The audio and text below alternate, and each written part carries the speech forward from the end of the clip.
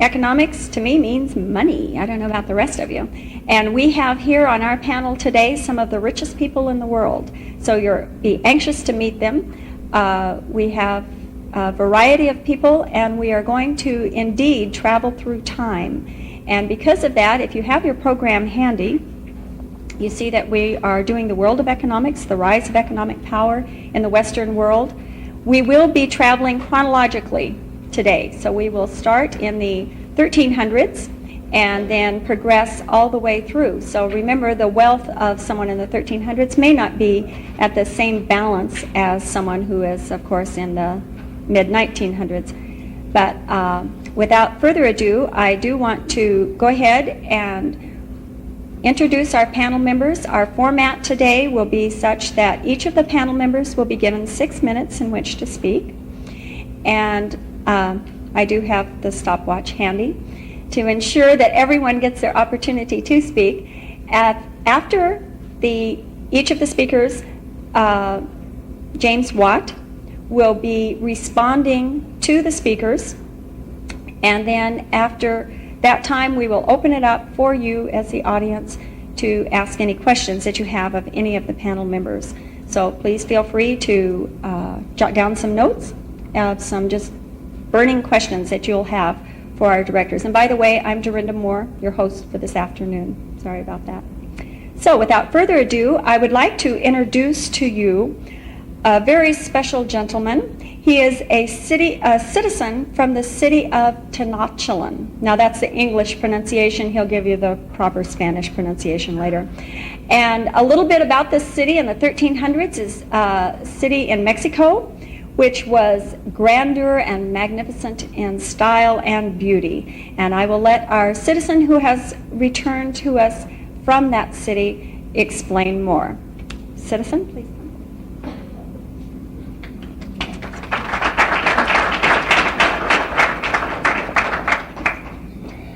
Prepare yourselves, O my little brothers, for the white twin of heaven has come, and he will castrate the sun, bringing the night and sadness and the weight of pain. So did the ancient tradition predict would be the fate of the great Aztec Empire and its jewel city, Tenochtitlan. And when Hernan Cortes vanquished the Aztec Empire and their capital, the last Aztec poet could be heard saying, "Where should we go now, my friends? The smoke is rising, the fog is spreading, the waters on the lake are red. Cry, cry, for we have lost the Aztec nation." Buenas tardes to all of you gathered here today to hear my humble verbal portrait of one of the greatest cities the world has ever known, Tenochtitlan. I am Friar Pedro Sotomayor, one of the priests that traveled with Hernan Cortes in his expedition into the Valley of Mexico in 1521. Much of what you will hear today is based on my eyewitness accounts of the events that transpire during those fateful days when Cortes first encountered the Aztecs. At times, this adventure that I partook in seems to me almost dreamlike in my memory. Did these events really happen? Were they predestined to happen, as some of the Aztecs claim? I shall let you be the judge. In order to understand the greatness of Tenochtitlan and its inhabitants, we need to go back to the city's founding. According to Aztec tradition, the great god of war, Huitzilopochtli, commanded the leaders to leave their island home of Aztlan and head south in order to find their promised land. That night, Huitzilopochtli appeared to one of the leaders in a dream and told him, "When you followed my orders and killed my nephew Copil and ripped out his heart and threw it away into the lake, it fell on a stone. And from this stone a nopal cactus grew, and on this an eagle now is perched. Go and find it, and there you will establish the city which I named Tenochtitlan." After a journey of many years, the Aztecs came to the place that Huitzilopochtli had designated as their promised land. In terms of our Roman calendar, this took place in the year of our Lord 1325. Over the next 200 years, the city and its people grew in strength and importance. As the Aztec nation prospered, it became both feared and despised by the many tribes which they had subjugated. But in order to maintain this prominence, the Aztecs had to appease and honor their god of war with human sacrifice. Victory in war meant more prisoners that could be sacrificed in the altar to Huitzilopochtli. For the Aztecs, The purpose of war was not solely to kill the enemy in battle and to vanquish his spirit, but rather as a means of keeping the supply of sacrificial victims flowing. Whenever prisoners were taken, the beautiful temples of Tenochtitlan became sites of great carnage and bloodletting. Although some of the other tribes in the area performed human sacrifice, it seems the Aztecs practiced it on the largest of scales. When our Capitan Hernan Cortés arrived in Mexico, he began to hear wondrous tales of a great emperor named Moctezuma. Cortés was determined to find out for himself whether Moctezuma was as great as he proclaimed himself to be. Despite the possible hardships and dangers that he and his men might encounter, he placed his faith in God and went forward. After an arduous trek of time and effort, Cortés reached the outskirts of the city. What lay before him was a spectacle that he had to rub his eyes in order to believe. Perhaps it is best to have Hernan Cortés himself describe this sublime scene. This great city of Tenochtitlan is built on a salt lake, and no matter by what road you travel, there are 2 leagues from the main body of the city to the mainland. The city itself is as big as Sevilla or Cordoba. There are in all districts of this great city many temples or houses for their idols. They are all very beautiful buildings. Amongst these temples there is one whose great size and magnificence no human tongue could describe, for it is so large that within the precincts a town of some 500 inhabitants could easily be built. But how would the great Emperor Moctezuma respond to the sight of these strangers? On that fateful day when the 2 cultures met on that smallest of causeways leading to the city, we were exposed and outnumbered. But these were human concerns, and to Moctezuma, Cortés was Quetzalcoatl, a god who had promised to return to his people on a specific date, which ironically coincided with Cortés's appearance in Mexico. Moctezuma said quite simply, "Welcome. We have been waiting for you. This is your home." This welcome, however, was short-lived. Tensions between the 2 cultures reached a fever pitch when some Aztecs were killed by one of our leaders. In retaliation, the Aztecs attacked our people and forced them to retreat from Tenochtitlan. In time, Cortés came back with reinforcements and managed to conquer the city. During the battle, Moctezuma was killed by his own people. The Aztec tale was now near its end, but another tale was beginning, the tale of Mexico and its mestizo culture. In closing, and mindful of the topic for today, I would add that one of the many changes that came about as a result of the fall of the Aztec Empire was an economic one. The Spanish court could now count on a large supply of human labor, as well as a new source of raw products for its manufacturing interests. The finished products could then be sold to other nations and to the Mexican colonies as well. As these new world markets were created, it established an economic link between the old and the new world, which continues to this day. And so ends my story. Thank you for listening, and I will now bid you adios.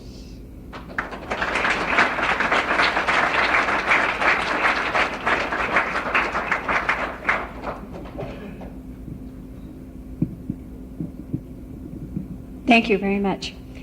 And next we have Queen Isabella I.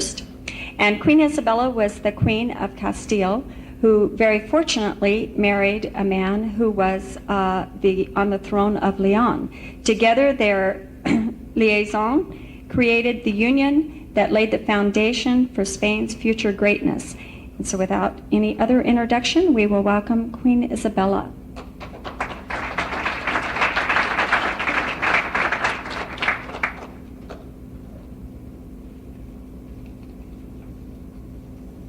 Thank you so much. Most of you know me as the sponsor of Columbus's voyage in 1492, which probably is the biggest tie into this millennium thing we are looking at here. And that might not seem like such a great thing, but you have to know how the things were in that time. It was just amazing. Before my father, John II, became King of Castile, our land was actually fairly democratic, and so was neighboring Aragon. At that time, Spain was 4 different countries. And unfortunately, my father rather liked poetry and literature much more than ruling a country. And so he spent his time doing that and sent his favorites to rule a country, and unfortunately, they did a very poor job. They quit letting the people have part of the rule, and at that time it's fairly democratic, and they had voices from every city, but the constables of the time put a squash on that. And pretty soon, things were not good, and people were warring, and things were falling apart. And my father, upon his deathbed, said rather he'd never been a king, that he wished he'd been a mechanic's son. He'd done such a poor job of ruling the country. But he did do one wonderful thing, and that was for me. I was 4 when he died, so I was not there during that time. But the wonderful thing he did was, upon his death, he sent my mother and myself and my brother away from the castle. So we were not raised there, and I was very thankful for that, because my mother educated me, and I was taught in the religion and the teachings of Christ. And at the castle, I don't think that would have been, because my brother Henry inherited the throne.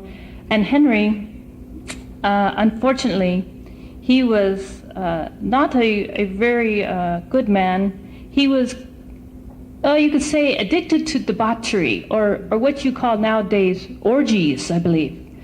And he was kind of loose, and the whole castle was a wild place, and people all over were having these wild mistress types affairs. And then the nobles of the time started imitating how the royalty was acting. So as you can see, the people became very crazy. And he also took on my father's way of ruling and letting his favorites take over. And this also caused a lot of strife, as they were always not very fair.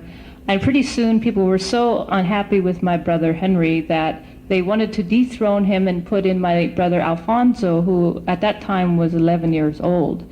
And some of the people no longer recognized Henry, they recognized Alfonso, and they were having these terrible wars, and there was much killing going on. And then suddenly Alfonso was found dead in his bed mysteriously.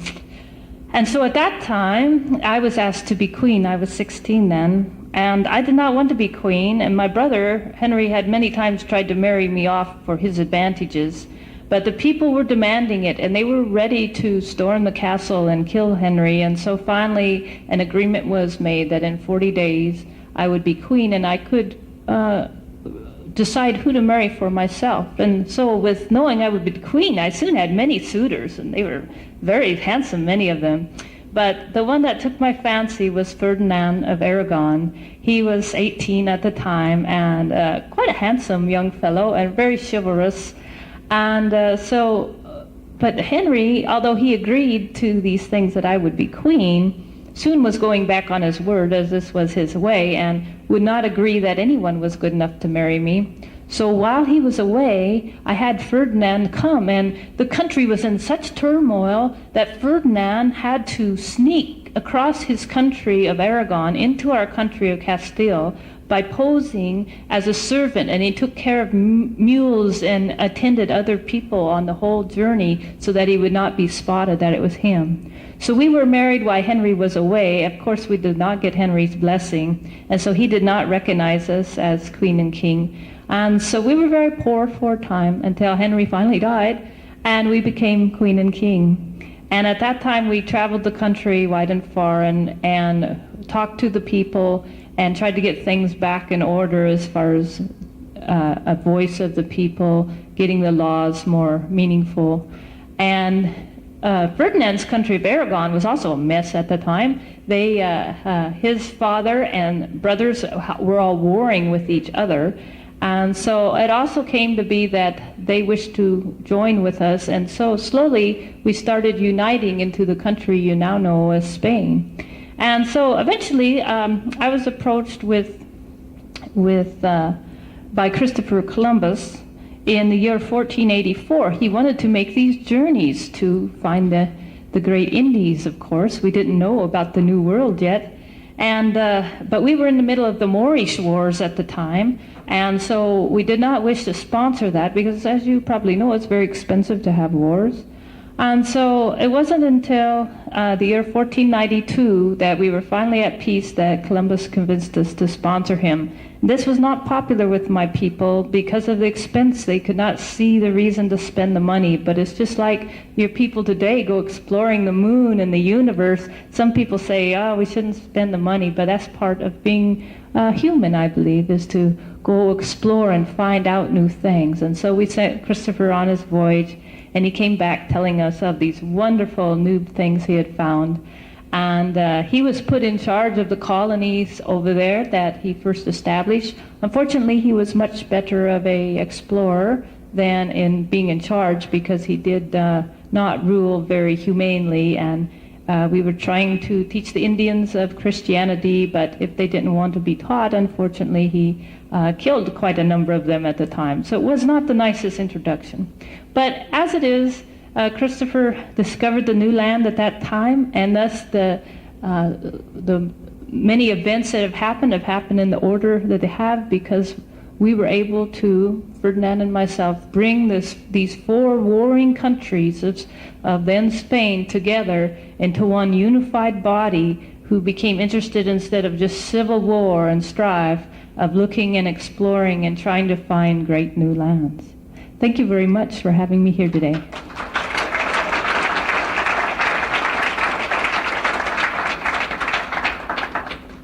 Thank you, Queen Isabella. She forgot to introduce to us your guest. Just very quickly. This is a dog from the Shetland Islands that was given to me upon the arrival to the New World here. So, by a math instructor here, Barbara Davis, I believe her name was. Yes. How fortunate for us all.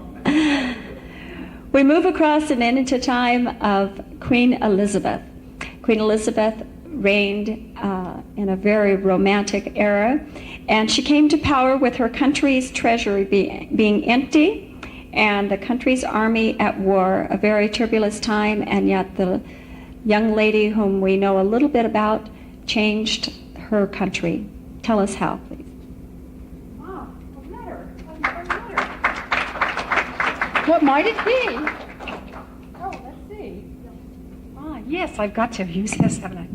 Oh, yes, my dearest Elizabeth, your beauty and other excellent qualities have bewitched me, so that I am no longer master of myself. Another letter, another love letter. When you remember me, I'm sure you'll probably remember me for all of the supposed love letters and supposed relationships, and you'll forget all about the fact that I had so much to do with the economic monetary system of England and how I basically straightened this country around. But let me go back a minute and tell you a little about myself. A lot of it's going to be redundant because I'm sure you know a lot about me. Good Queen Bess, the Virgin Queen, and all the rest. But anyway, let me start from the beginning. My beginnings somehow sound a little like her beginnings in that they were unstable, as most of us were in those days, quite unstable. You know who my father was? Do you know who my father was? Yes, yes. King Henry VIII. What a man. What a man he was. And he had a lot of charisma, and he was also manipulative, and he was not given the credit he should have been given, perhaps. But I was his daughter, born of Anne Boleyn. Now, do you know what happened to Anne Boleyn? Off with the neck in the Tower of London. Now, King Henry did that to two wives. Two got annulled. One escaped and actually died in childbirth, and one ended up being widowed by him. She was the fortunate one. And I came to be out of that marriage of Anne Boleyn. And by the time I was almost 12 years old, I had watched two of his wives have their heads taken off. So when you start to think about why I didn't get married, I simply rest my case. Okay. Now back here, let's go back to some of the things that happened to me. By the time I was 17, I had spent six months in the Tower of London. 6 months in the Tower of London. Do you know why? I was in the Tower of London because Mary, who was queen at that time, decided that I had perhaps been a little manipulative, and she was going to make sure that I didn't continue. I was quite fortunate in that I did escape. And not escape in the sense of running away. I basically was told that I could leave. And so I was educated here and about at different people's country homes and castles. And one of the things I want to tell you here, especially the students, is that, of course, my education, the fact that I had some wonderful teachers, and I happen to be quite bright too, was the reason why I was able to do what I was doing. And I used my head. I also knew how to save a nickel. I was also quite parsimonious. You can look that one up in the dictionary. But nevertheless, as I grew up, I tried to keep my love life sort of dangling in front of several men throughout Europe. And the reason for that is simply this, that as a virgin, I had a lot more power than I would ever have if I had married. Some of you ought to give that some thought. Okay, so now we have me as a free agent, so to speak, and I am looking at this one, looking at that one, keeping everybody dangling, and in doing so, I avoided a number of crises in Europe, just by that fact alone, by the fact that I'd make these sort of allegiances and then back out. So no one really got to know what I was about. And meanwhile, England prospered. So that was sort of what it was all about. And it wasn't me it was me being thoughtful, because really I married England. That was who I married. And some of our leaders today probably don't marry their countries in quite the same way. But I think maybe it's a womanly thing to marry a country and to care for it the way I cared for England and took that responsibility. Perhaps. I'm not sure. But nevertheless, time moved along and I managed to do pretty well. We kept the French over there and the Spanish over here. We had the Armada, and of course, you might have read about the Armada. They came up in the big galleys, and we got them off Portsmouth, and I think later in history they talked about how the English had really won. Well, the English really hadn't won entirely. It was the fact that there were big winds that pushed the Spanish ships up the coast near Ireland, and they basically hit the coast of Ireland and banged off the coast and lost quite a them. And if it weren't for that, I don't know what would have happened, because the English ships really didn't do what we've since thought they did. I think they're telling you now that the British really did it all. It was really the weather.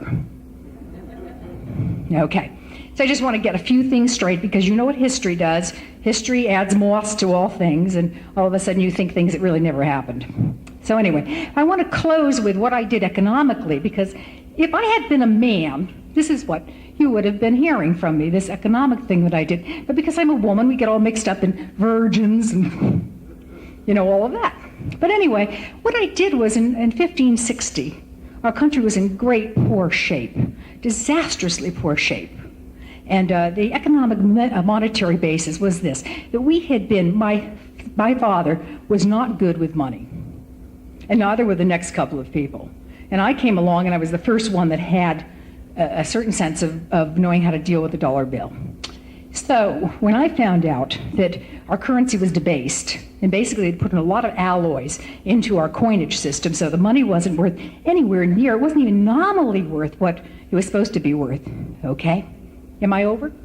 Oh, okay. So what I did was I got together and recalled 700,000 pounds of English money, pulled it back, and I had the goldsmiths reinstated, so we basically reevaluated the coinage. And this made it possible for our merchants to go out throughout the world and to effectively market themselves in the world about them. Now, if we hadn't done that, we wouldn't have had the economic strength to move ahead.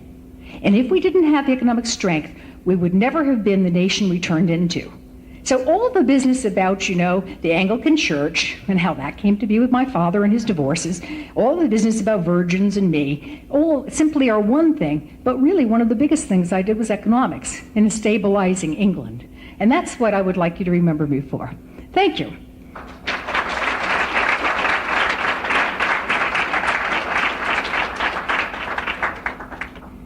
We'll move away from the Queens for just a moment, although we have one yet to come, and move into Amsterdam.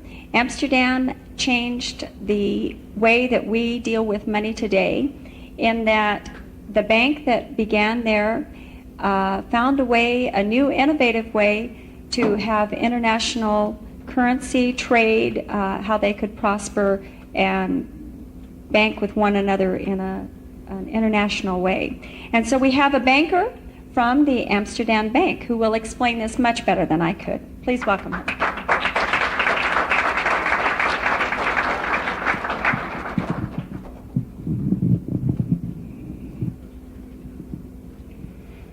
Unlike their majesties and my other friends and comrades, I am not a famous person. Matter of fact, my name would mean nothing to you. The purpose, I believe, that I was invited to speak with you is to explain to some degree how myself and some compatriots of mine took a very simple concept that had existed from antiquity and developed it into a system of exchanging money that my understanding is you all take for granted today. In order to understand the innovation and the novelty of what the bank came to be known as the Wissel Bank, the Bank of Amsterdam, I have to invite you to go back into time with me and pretend that there aren't any printed currency. There are no credit cards. There are no checks. If you want to buy something, you have to have coins, because each coin has both extrinsic and intrinsic value. The value of coins intrinsically is based upon the amount of silver that is in the coin. In Holland, we had many types of coins, only one of which had any real value, called a ducatoon. For the reasons stated by Her Highness Queen Elizabeth, many Dutch coins were impure and did not contain enough silver to justify the face value of the coin. For that reason, to make a purchase in Amsterdam in 1609, frequently it was necessary to take a wheelbarrow or a bushel or perhaps a horse-drawn cart full of coins to exchange for the goods or services or property that you wanted to purchase. In 1609, the burgermeisters, high ministers of Amsterdam, passed an ordinance that said that all financial transactions in excess of 600 guilders, a high sum at that time, must occur in what they called en bank, or in the bank. And the Bank of Amsterdam was created to encourage all merchants to bring all of their coins to the bank and deposit them in the vaults of the bank in the Stadthouse. The city hall had large vaults in the basement. And as opposed to actually exchanging goods and services for the money, for the metal coin, the bank issued notes, instruments, writings, letters on paper that were evidence that a depositor had a certain amount of money in the Bank of Amsterdam, and that upon presentment, that is, if someone gave the Bank of Amsterdam a copy of that signed instrument, the Bank of Amsterdam would then transfer money into their account or transfer money in bulk, currency in bulk across the sea. Now, it sounds noble enough, but realistically, our motivation was less pure. We found, as had citizens of antiquity, that money is a commodity that can be bought and sold for discount or for advance. From the book of Exodus, we learn that on the first day of Adar, the first day of the first month of the Hebrew calendar, citizens would have to bring their shekels to the market and exchange them across tables called banks in Italian,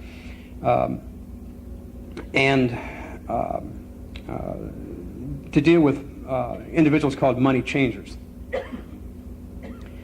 We learned from that experience, and to the extent that the value of silver was not uniform in every country, we found that we could buy and sell silver at different rates. If we could buy silver at a low rate and sell it at a high rate, we could make a profit. And that was our interest in founding the Bank of Amsterdam, was to buy silver low and sell silver high, based upon a medium of exchange between what was then the growing Dutch Empire. Our merchants were worldwide. We were a small country. We made our money by brokering transactions and brokering trade.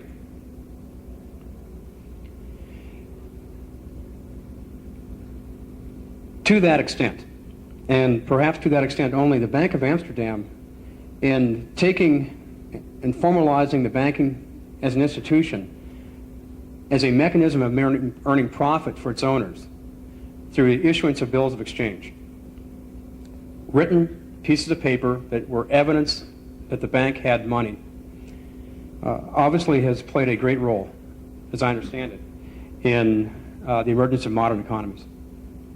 Thank you.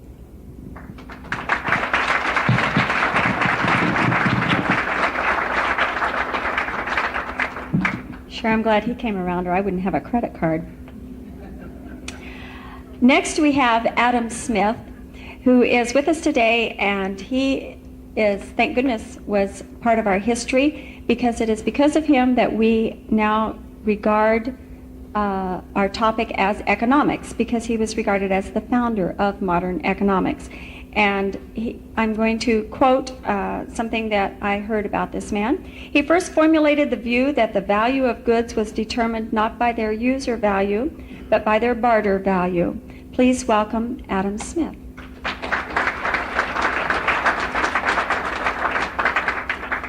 Good afternoon, ladies, gentlemen, and students.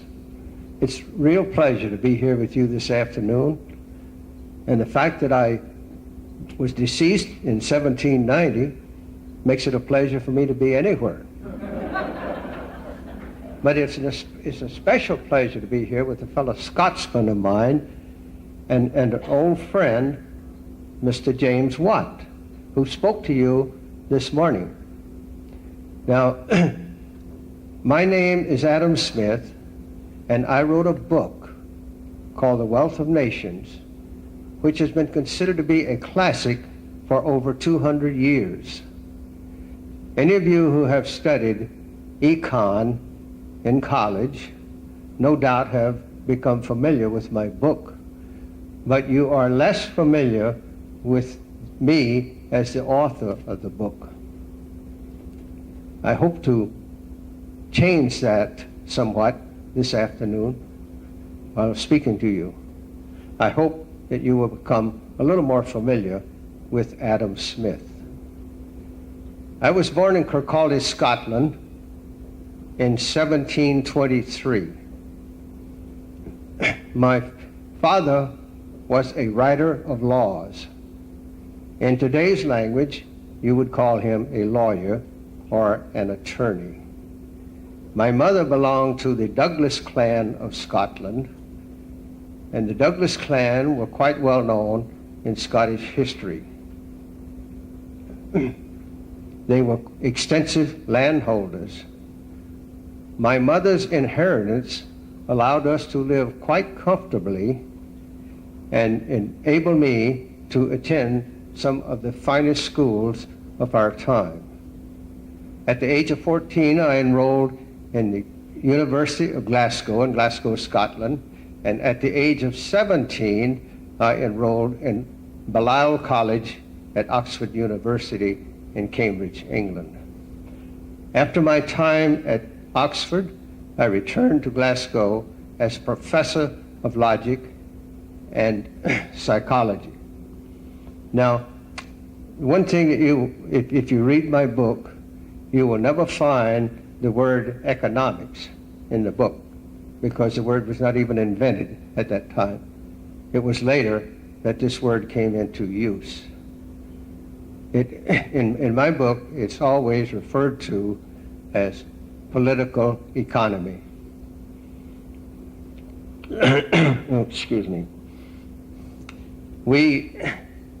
In the book, and I don't have time to reveal the contents of it this afternoon, but if you read it, and I hope that most of you students will, and the rest of you are certainly welcome to do so, that it covers the system of economy from the division of labor, the origin and use of money, and the political systems of the nations of the world.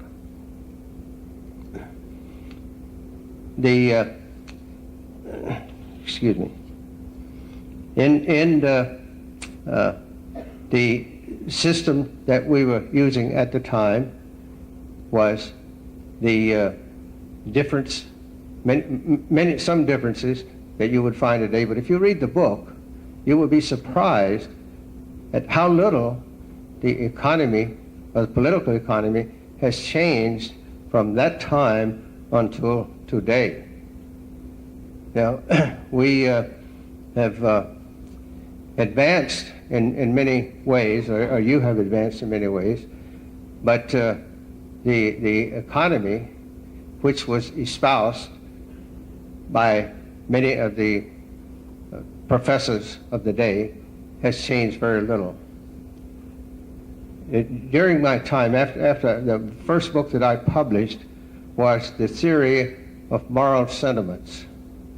This was well received by the literary agents of the time, and it caught the attention of the Chancellor of the Exchequer under King George III, and as a result of the book, he commissioned me as tutor for his stepson, the third Duke of Bucolic. And we were a traveling tutor. We traveled throughout Europe and spent about 3 years in France. And upon the return, Sir Charles had paid me a rather handsome salary, and also had promised me a pension for life. I would like to say, incidentally, that he was not quite so generous to your country, because he was the one who wrote the levy that taxed the American colonies that triggered the American Revolution. But he was very generous toward me. When we finished the tutoring with the Duke, I began working on my book, which I published in 1776, which is a date that you are familiar with, and it became an instant success. And now I was credited with originating the political economy as a science. This is not entirely true, because there were former philosophers who had touched upon the subject previous to my time.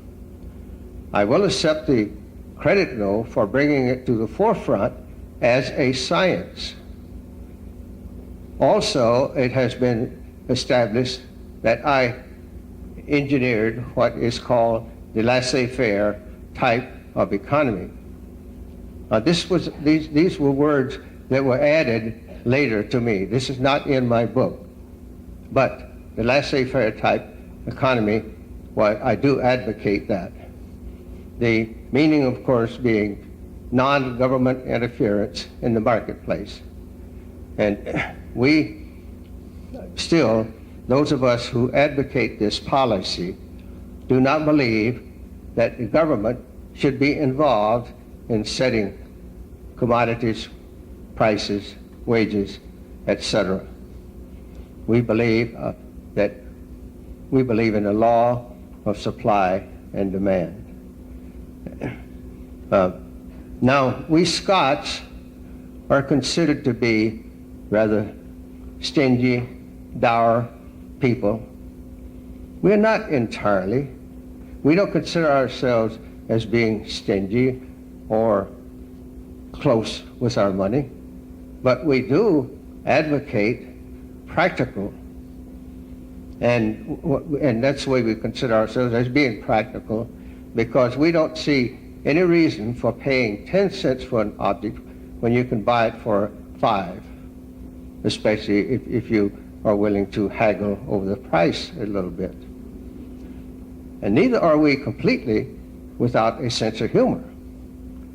Where else in the world can you see men walking around wearing skirts?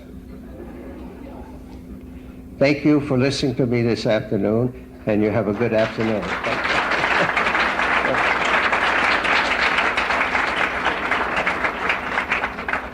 Men in skirts might be a new fad.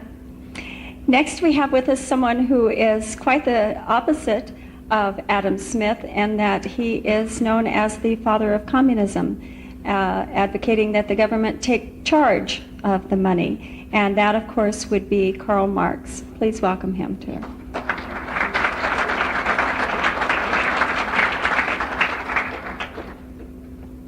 You must understand that it is extremely uncomfortable for me to sit next to queens and kings and people with money. That is not the way it should be. Let me take you to 1850. I am 30 years old and I live in London, England. I am poverty-struck. I do not even have clothes to wear to go out to give my lectures. I have borrowed these clothes to come to speak to you today. But I have written, and I shall continue to write, and I shall tell you exactly how it really is. Let us understand the way of the world. Feudalism is over, but yet it hasn't changed. Not really, it hasn't changed. Because the power of the lords over labor has not changed in any material way. We, the workers of the world, we, the proletariat, we must take away the control from those who lord over us. We cannot continue to work for wages because no matter what happens, whatever wage we get, we only accumulate enough money to pay for a meal tonight. We're broke tomorrow. There is only one thing to do, and listen carefully. We must take control. We must unionize. Workers of the world, unite. It must happen. We cannot continue to live as we are. When wages go down, profits go up. There's something wrong with that. Why should they work off my back? We must be free of our chains that labor keeps us in. We cannot continue to work by the hour and give them the profits. We must take away the control. We must take capital out of their hands and put it into public ownership. That is the only way that we, the workers of the world, can ever accumulate enough to live an honest and sincere and healthy life. My own children, 2 died of starvation because I couldn't afford to feed them. I have no bank account. I have nothing accumulated except my writings. Yes, I studied Hegel. I listened. I was born in Germany, born a Jew, raised a Lutheran. But I tell you truthfully, and I know whereof I speak, there is no God. You have made that up to explain how the world is. And the world is a rotten place unless we change the way things are. The way I intend to do that is to take advantage of newspapers. I am the first person to ever politically speak in newspapers and spread that word around. Yes, there are a few who are listening, but that will change. It will happen. It may not happen in my lifetime, and in fact it didn't, as you know. But after my death, changes happened. Mr. Engels, my associate, helped finish some of my writings. And I published, with his help, Das Kapital, which I know you all have read, and the Communist Manifesto, which is something I know you take to bed at night and study carefully, because therein lies the truth. But when you look in the years to come at the great revolutions that have occurred around this world, it is my philosophy and my understanding that has led the way. It was a surprise that it happened in Russia, in China, but it wasn't a surprise that it happened. I intended for it to happen in England and France and Germany. In that regard, I failed. But in a large measure, think of the places that have been influenced by my work. Cuba, Chile, Vietnam, Angola, Korea. The world has taken up my philosophy, and that is because it is the only true way. We cannot continue this capitalist system. It is inappropriate. It cannot work. Philosophers interpret the world. I, Karl Marx, will change it. Feudalism kept everybody in serfdom, and the Industrial Revolution does the same thing. We who labor cannot come above our meager wages. We are starving. We are dying, as are our children. And it is because of them, and the only one who can help are the workers. You people, you must know you are in a class struggle. And we have created a new proletarian class. And we must do something about it to help ourselves and our progeny. We must make the place better. We must abolish private property ownership. Think about this. From each according to his ability, to each according to his need. What is wrong with that? Think about that in the abstract form. If you need it, you get it. If you have it, you give it. It works. It makes sense. It's fair. It's reasonable. Why should they sit on thrones of gold while I shiver and watch my children starve to death? It is an intrinsic wrong. It should not be permitted, and I will not permit it to happen. I will fight against it, and I will try my best to organize labor all around the world. And we will have a proletarian uprising. I don't know if it will be violent or not, but if that is what is needed, then so be it. It's good enough for me. Think about the concept of surplus value. The difference between the price of labor and the sale price of goods. Why is it I don't get a piece of that? Why is it they get it and keep it and spend it on themselves? It's wrong. It's wrong, and it should not be permitted. If we organize, we can change the world. I close with this. You bourgeois masters of labor, stay where you are. But you, the proletariat, stand up now. Stand for me. Thank you. Workers of the world, unite!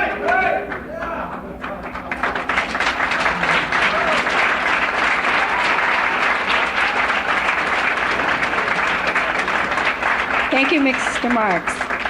It's a good thing we have time limits, or otherwise we'd all be out marching soon. Now I would like to introduce to you one of the richest men in the world in his era, and he is also a man of whom you all have some contact. I'm sure if you drove your car here today, you have something to do with Mr. Ford. And Mr. Ford was not necessarily the inventor of the car, although we do attribute that to him very often, but he is the gentleman who allowed the common folks, you and me, to be able to own a car. And I'll let him explain how that all transpired. Henry Ford.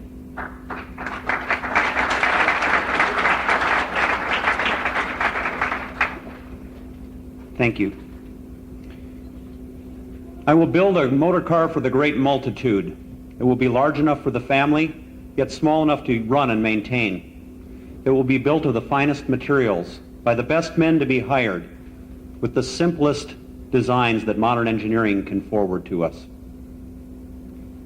And every person, every man who makes a decent salary will be able to afford this.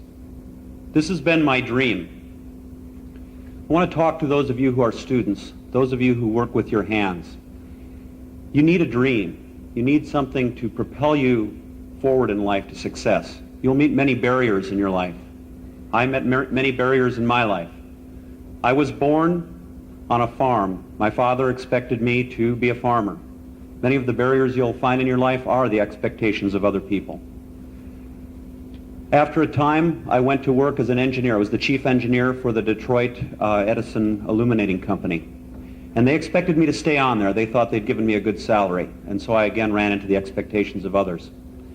And in time, I met bankers and investors. And those bankers and investors wanted rates of return that were higher than the value of the machinery and the equipment that we produced. And again, I ran into barriers. You learn by doing in this life. I cannot discover that anyone knows enough to say definitely what is and what is not. So you students need to believe that you can make progress beyond the limits of other people's imaginations. You did drive in cars here today, and you have some myths that you may have attributed to me because of that. As Mrs. Moyer said, you may have thought that I invented the automobile. I did not. It was invented in Europe, and many Americans were building automobiles in the 1890s. I was one of them. I did build a car from scratch. It was my dream. You may think that I invented the assembly line. I did not. I made it move, and my engineers made it move, but I did not invent it. You may think I invented interchangeable parts. I did not, but I used them to great advantage in the factory. I combined these and built something else from the combination. Let me tell you the story of the Model T. Over 20 years, the Model T was the finest automobile in the United States. We produced the first one in 1908. It cost $825. By the end of 10 years, we had produced 5 million, and half of the cars in the United States were Model Ts. I can't understand this penchant with changing models every year that you people have come to. With continuous assembly, we improved the factories and the wages of our workers. Carl, are you paying attention?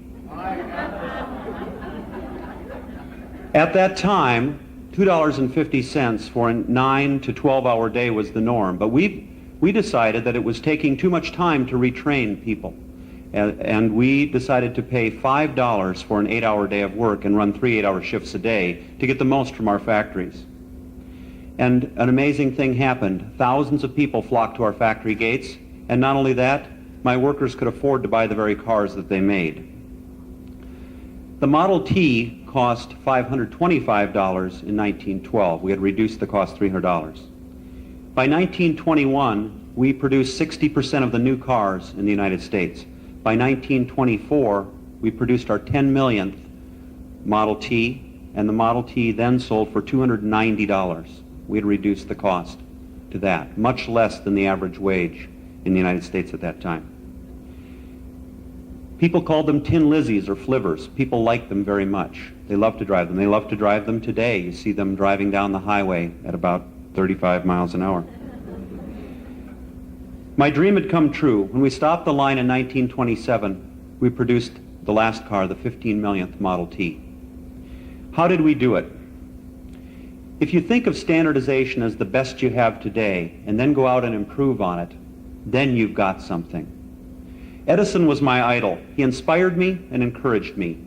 Clara, my wife, I called her the believer because she always believed that I would build an automobile.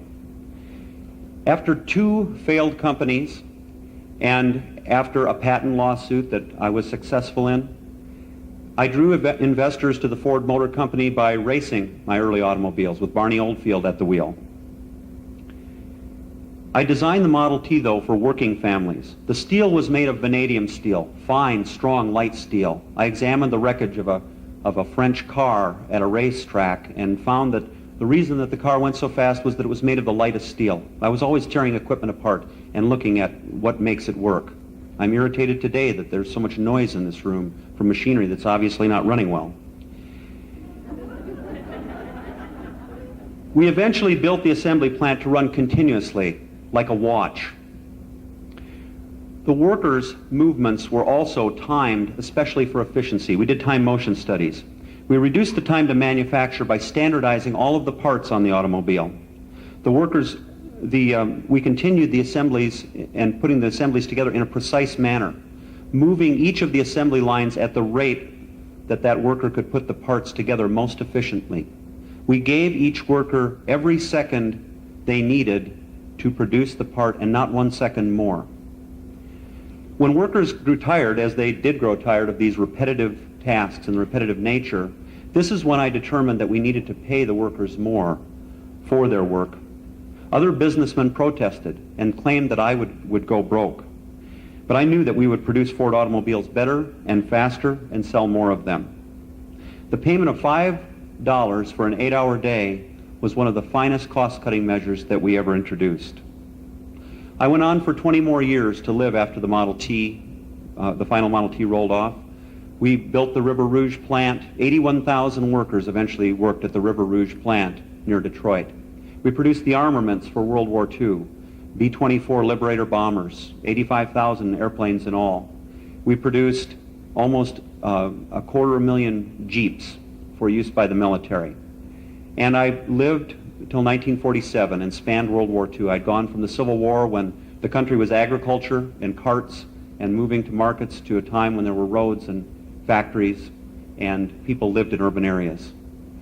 It was an incredible change.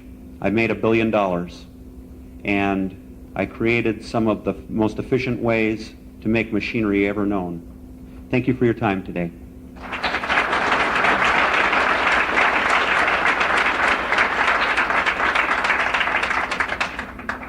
I just had to touch somebody that had $1 billion. Next, we have 20th century's most influential and controversial economist, and that would be John Maynard Keynes. And he had some application for us here today in that, in a roundabout way, in which I think he will explain Grand Coulee Dam as a result of his economy. Would you please welcome John Maynard Keynes?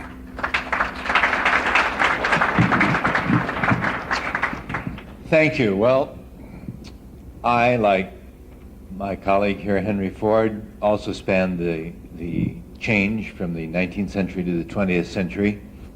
I was born John Maynard Keynes, and I died Lord John Maynard Keynes, precisely because, as you say, I was the most influential economist of the 20th century. What did I do to warrant that? And it was warranted.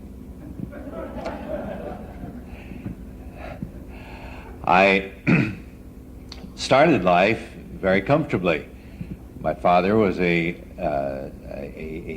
economist, a professor of economics at Cambridge. My mother was part of a long line of preachers. An ancestor of mine was with William the Conqueror, a Norman who was knighted. So I grew up very comfortably. I was, however, irritated at complacency and impatient at the humdrum way that life seemed to be going on for all around, and I was fascinated with many, many things. I later declared that an economist should be a historian, a philosopher, a statesman, and a mathematician, and that's precisely what I was.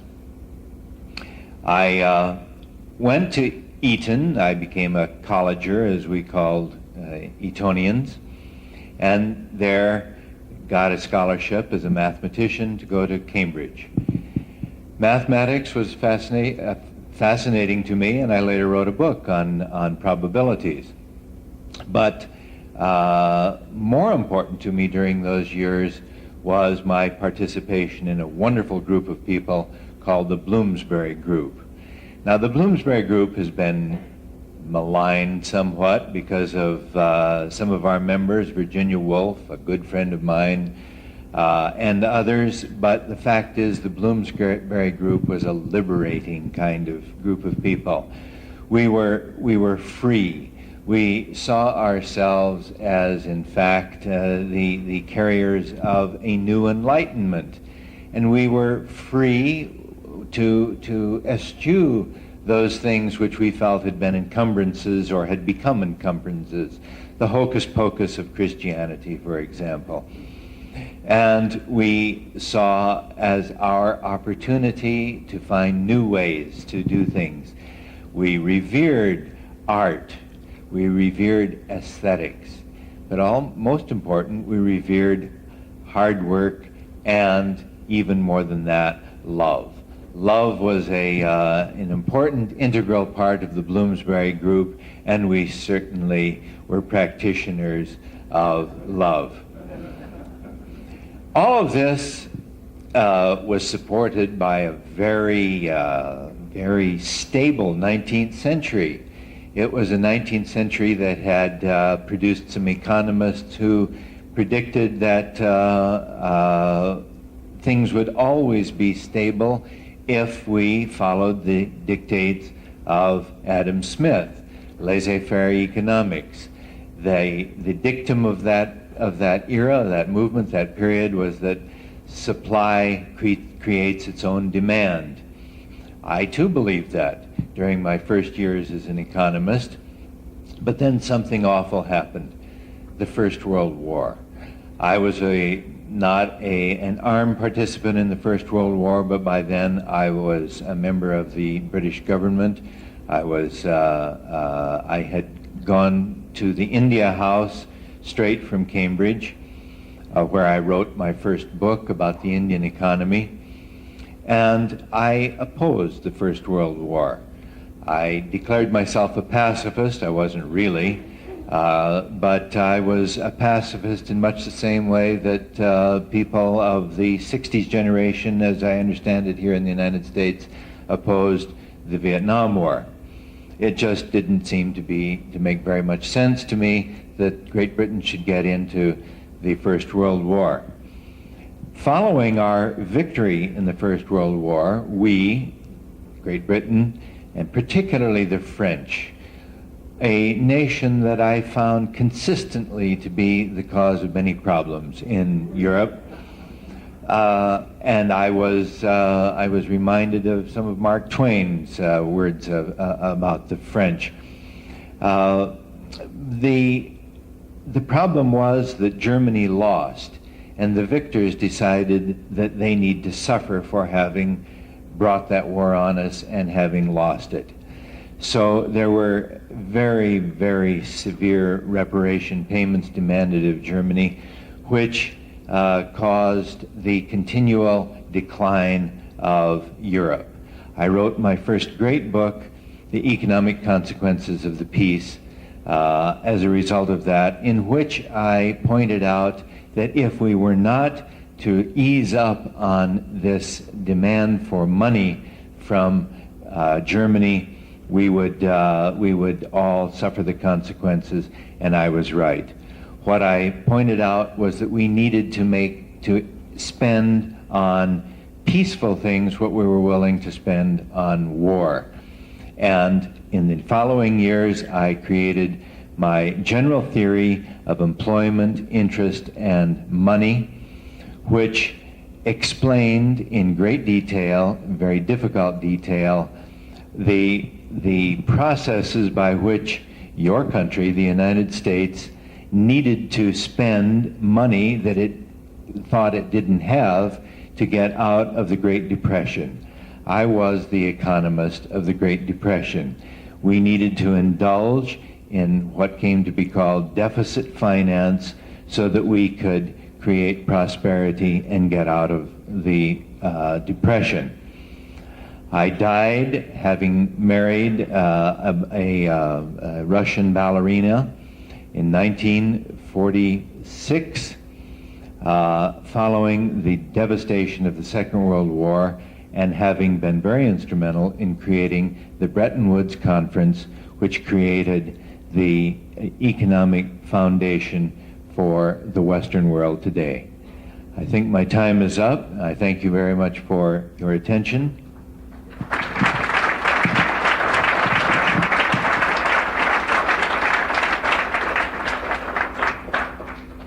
And finally, we have yet another queen. And she told me last night at dinner that she wore her crown twice a year. I guess we weren't important enough for her to bring her crown today, but she will explain why her pearls and gloves.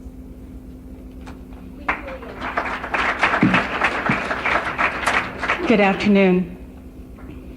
I suspect that my invitation this afternoon to this wonderful economic summit of intellectuals and scholars was due most primarily to my personal wealth. At the time of my life, between 1908 and 1986, I had an estimated value of my personal wealth of over 600 million. In today's terms, that might not be horribly great, but in comparison, I'm sure that people looked at that wealth and wondered about me as a person. But my wealth and my background in economics is limited, I'm afraid, and not an interest of mine in per se. One biographer describes me as the richest woman in the world, and I do believe I am. But my riches are really, my true wealth is that I have abundant love and respect for the Dutch. I became queen in 1948 when my mother abdicated.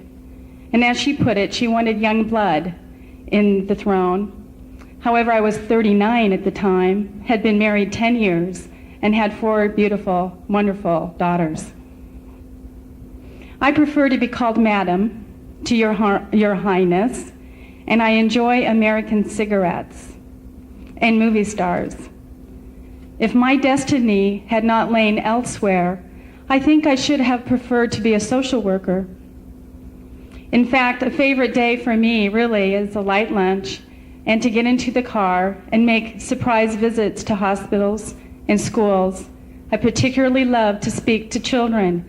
They know so much intuitively, maybe not intellectually yet, but they see the world. And I love to speak to moms, the mums of our future generation. I wish to emphasize the duties of motherhood, to me, are just as important for a queen as they are for any woman. A Dutchman recently quoted and described our national goal to possess land where water wants to be. Given that 40% of our land is underwater, I can see that his statement is probably self-evident. But in truth, our national goal is to strengthen democracy and to promote economic development. And I am proud to say that the Netherlands paved the way for the common market in Europe, which is not understood or well known. In May, for those of you who do not know, May 1940, the Germans occupied the Netherlands and actually all the Low Countries of Belgium and Luxembourg. It was a very sad time. My mother, the Queen, and my husband, Prince Bernard, stayed in England, and I was sent to Ottawa with my 2 daughters at the time. I was devastated, and I did not want to go. But at the end, it was a good thing because I am a shy person. I'm not a public speaker, as you can see. During the war, I traveled America, and I tried to promote the world awareness of the liberation of my country from Germany. The atrocities of the war created a clear and compelling belief in my heart that the key to world peace is a need for closer cooperation and mutual understanding between all countries. Following the liberation of my country in 1944, I went back to the Netherlands. And at that time, and just before that time, representatives from the 3 countries of the Low Countries, Belgium, my country, and Luxembourg, signed a statement of customs convention. Now you may, as Americans, not understand the revolutionary impact of this convention, but let me tell you that it was revolutionary.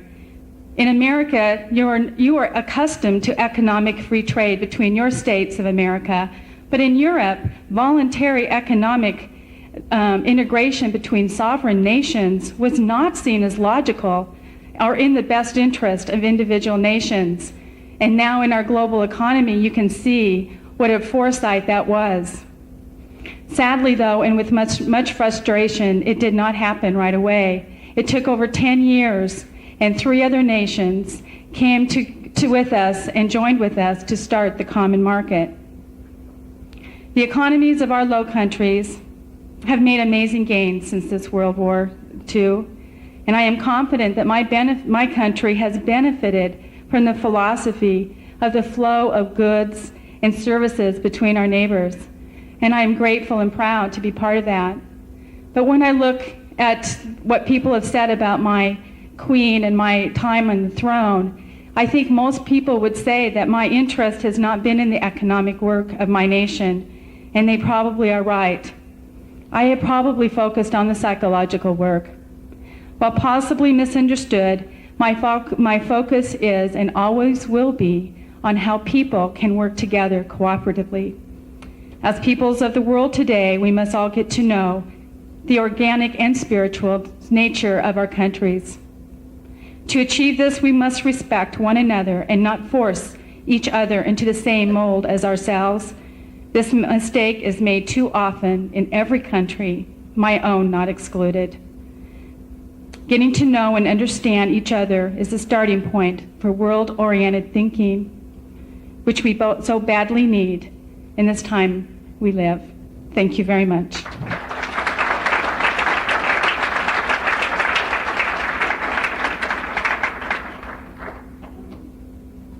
Before we open it up for questions, I would like to bring back, have Mr. Watt speak to our panel. And as you recall this morning, he talked about the steam engine and how it changed the economy as we know it today. So, Mr. Watt, if you would like to address these panel members.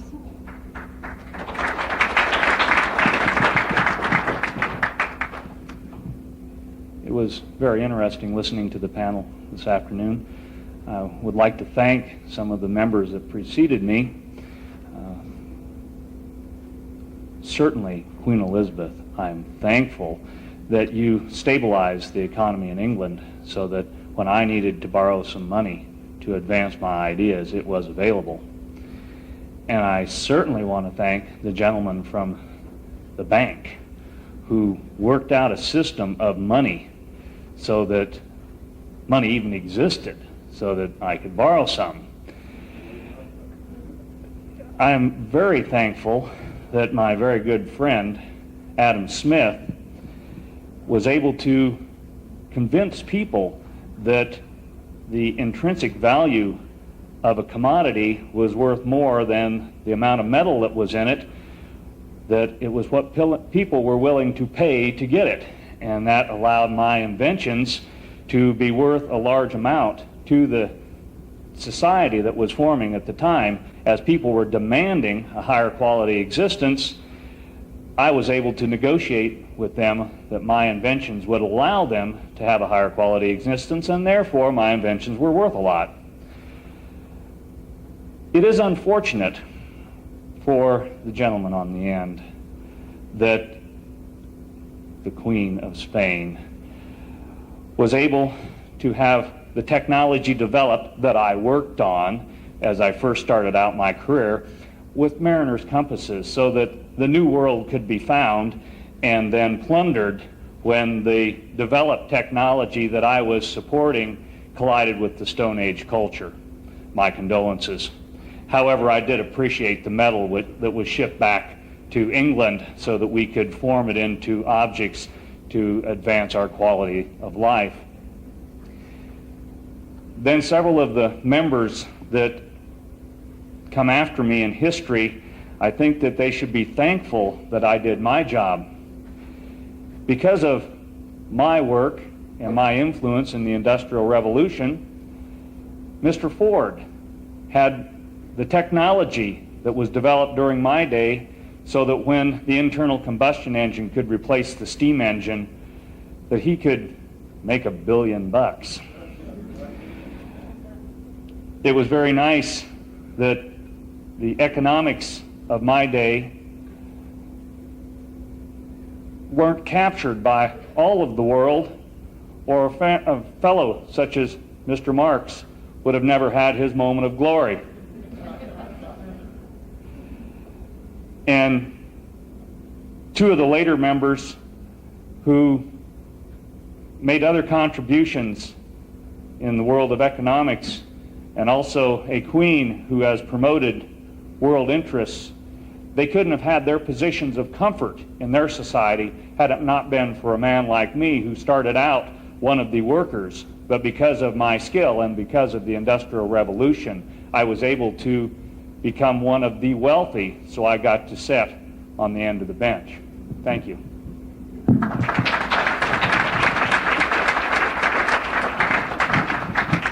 Thank you for those humble comments. If there are any questions that the audience would have, the panel members are prepared to address those. Yes, sir. Adam Smith, what do you think of the American Revolution? If you'd use the microphone, sir, that's at your side. Well, here. Well, as Please stand. We'll get him in the right place. As I stated in my comment, it was triggered by a very good friend of mine, Sir Charles Townsend. And of course, the American Revolution really was an outcome of the economy that was practiced at the time.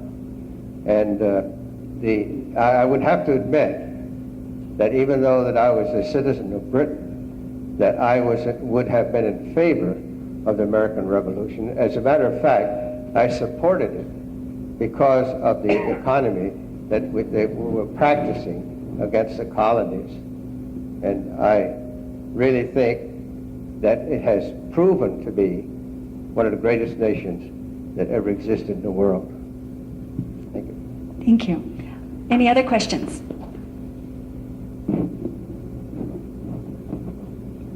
I have one question that any of you might take. We oftentimes say that money comes at a great price. Would any of you be willing to share with us what the price was that you had to pay for your money, or lack of? The price is too great, and there is no need for the workers to continue to be held in chains by the likes of him, and her money should be divided among the rest of us as it is, and that's all I have to say. Would any of the rest of you like to comment on that?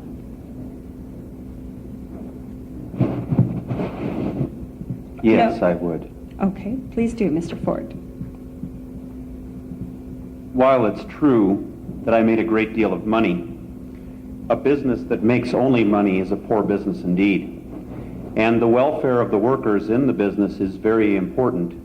However, I had no use for unions that added no value to the products that we were producing and added nothing to the workers' lives.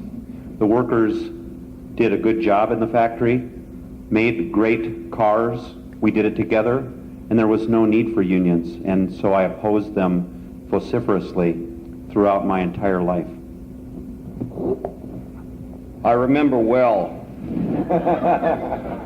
when Mr. Ford hired, he called them strikebreakers, I call them thugs, to beat to death his workers who stood outside his Dearborn plant and gave their blood. Though he may have, from the inner office of that plant, believed things were smooth and comfortable, I knew better, because the workers were seething. They did not like what they had, and they fought back. He broke the back of the strike.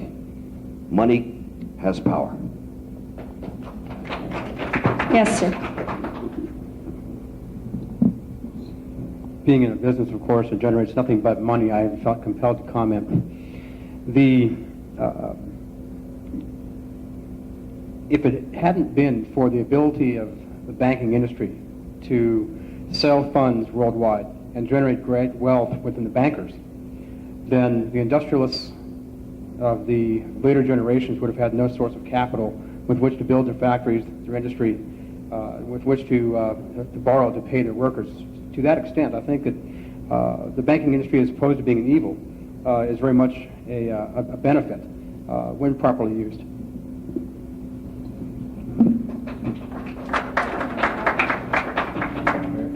Yes, a question.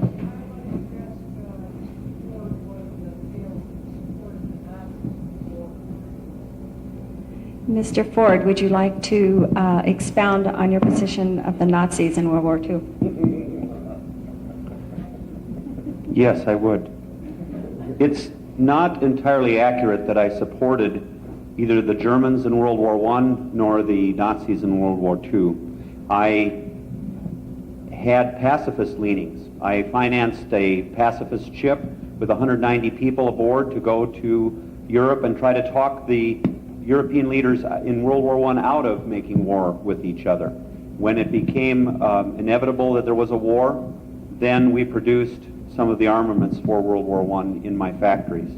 Again, in World War II, I agreed with Charles Lindbergh and his views on America's isolationism, and it was only after others decided that we should be drawn in. I did hold some views that German socialism had some value. I'll leave it at that. Very well stated. Are there any other questions? Yes, sir.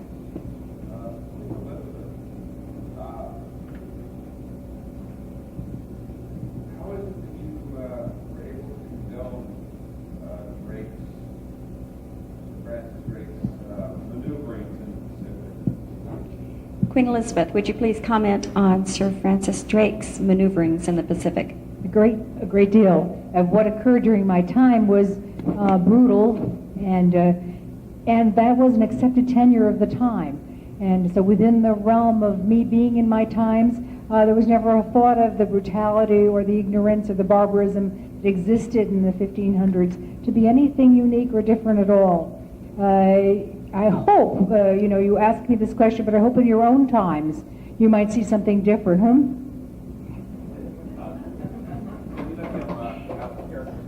Yes, we would like to take just a few seconds for each of the characters to come out of character so that they can tell you who they are and what they do briefly. We'll start with Queen Juliana. If you'll introduce yourself, your true self. My name is Betsy Hawkins. I'm the Director of Personnel at Kootenai Medical Center, and I enjoy playing Queen Juliana. I didn't know who she was. I have to confess, it was a new character for me. I don't know how many of you ever heard of Queen Juliana, but I became a fan of hers and her wonderful global and community view of the world. Thank you. Sir. My name is Harvey Richmond. I'm a rancher in Bayview, Idaho, fly fisherman and notary public. He won't admit to the lawyer part. My name is Richard Cook, and I am a full-time lawyer like Harvey. And I'm also a part-time college professor here at NIC teaching business law and American national government.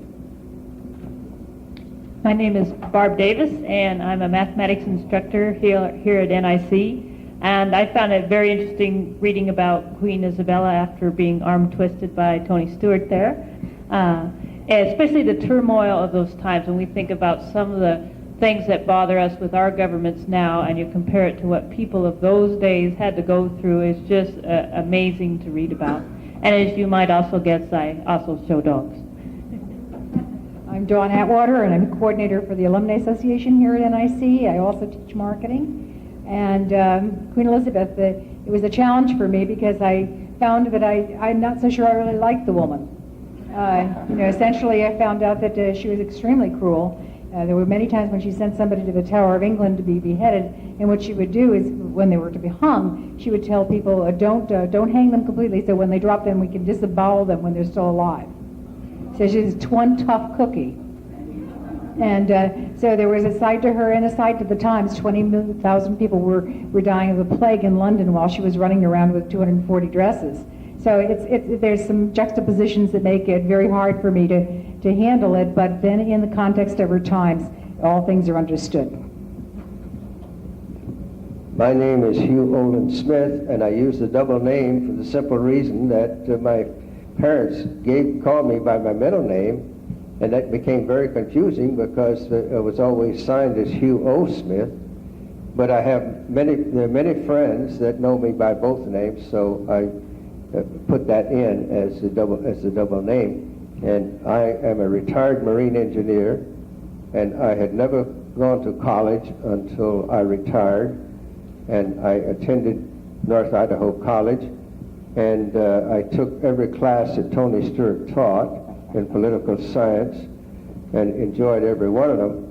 And that I have been tutoring at North Idaho College now in the ABE program for about 8 or 10 years. And everybody looks around and they say, how can we get rid of Olin Smith? How can we get him out of here? The ABE program, they moved 5 times, and I found them every time they moved. So I'm still here. they decided they would stay in one place. We've got to put up with them anyway, so we might as well not move again. So. Steve? My name is Steve Ruppel. I'm the Director of Computer Services at North Idaho College, and I became interested in Henry Ford when I learned about I like to camp, and Henry Ford liked to camp, and of course he went camping with Harvey Firestone and President Harding and Thomas Edison, so quite a sterling group of people. And during the process of working on this characterization, I had a bit of a connection with my grandfather, who I never met, my mother's father, who was a Ford dealer and who died in a fire in the 40s. He went back into a burning garage to get his customers' cars out. And as I learned more about Ford, I found a little bit more why there was so much customer emphasis and why he would have done that. And I have his pocket watch with me today, kind of as a remembrance of him. Thanks.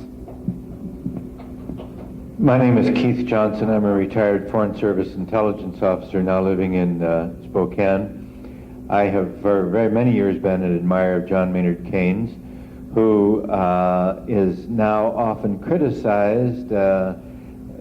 People on the left think that he was not doctrinaire enough, and more often he's criticized from the right as being some sort of socialist.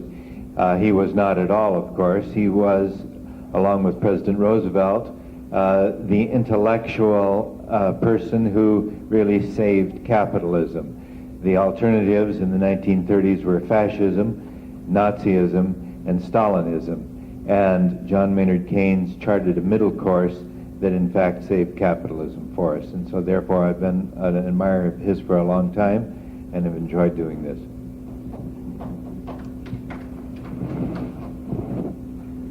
My name is Victor Duarte, and one of the things that I ran into preparing for this character was that even though I'm a fluent speaker of Spanish, I had no knowledge of Nahuatl, which is the language that the Aztecs spoke. And so I had, in fact, like many of you, probably had the same problems with these pronunciations, but I did manage eventually to try to master them as best I could. Thank you. Once again, we'd like to thank all of you, our audience, for coming and participating in the Popcorn Forum. I'll remind you again tomorrow at 11 o'clock, starting actually at 10:45 in Boswell Auditorium, there will be Martin Luther. So you won't want to miss that as we continue on our journey through time and proceed into the present. Thank you again for coming.